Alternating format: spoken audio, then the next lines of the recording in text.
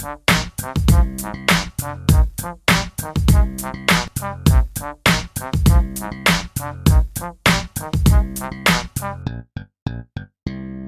today's video game culture, Duke Nukem is kind of seen as a bad joke. The main reason is due in part because his last adventure, Duke Nukem Forever, took 14 years to finally release, wherein it was raked over the coals by the press. For a myriad of reasons, mainly theorizing that maybe Duke was never good to begin with, or at the very least the video game and general media market had changed from the 90s. Despite this setback, Gearbox has brought forth a remaster in order to test how good his best performance truly was. Duke Nukem 3D originally released on January 29, 1996 on MS-DOS computers. It's been ported about as many times as George Lucas has gone back and ruined the original cuts of Star Wars, aka a lot. Instead of sequels other than Forever, Duke Nukem 3D received several episode updates. This entry, Duke Nukem 3D 20th Anniversary World Tour, is a collection of all those episodes upgraded to crisp HD visuals, plus, amazingly, an actual new episode from members of the original team. That, in and of itself, is impressive, and to Duke fans, an actual treat. However, I don't think this game, or the character of Duke itself, holds up. Now, I never grew up with the PC first-person shooters, or for that matter, a PC in general. The first first-person shooter I tackled in earnest was probably Medal of Honor Frontline on PS2. That really doesn't have a lot of merit to this review, but it'll give some insight into my thoughts on the game's structure.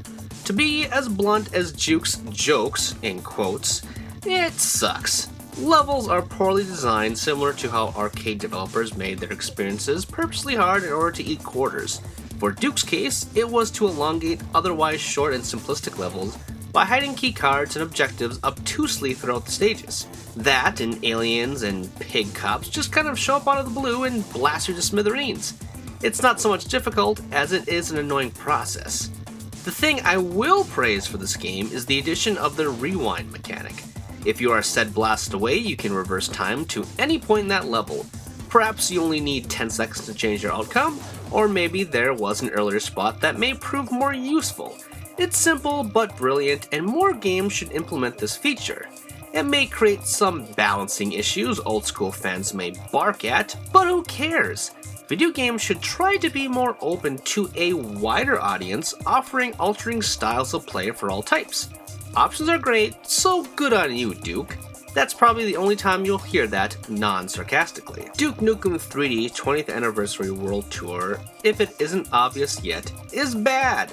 I appreciate what the team did in this remaster, what with the visual boosts, new episode, and time functionality, but the core game itself just didn't appeal to me. It's bland and yet too chaotic to feel cohesive. Fans may dig it, but if you're new to the series like me, I suggest you stay clear. Sorry, Mr. Nukem, but like I feel towards Sonic, I think it's high time you retire and let your presence stay in the 90s. Did you know that was a ReActionExaminer video? If you liked it, you should subscribe to me to keep up with everything that I'm doing. Also, if you have some other interests, like sex for example, check out Tomops, which is a comedy sex podcast thing wherein my best friend and I check out the weird and abnormal and the erotic.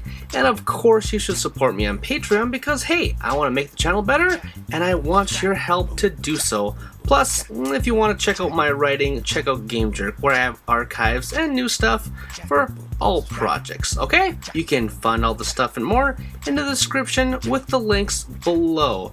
Thanks for watching, and I will see you all next time.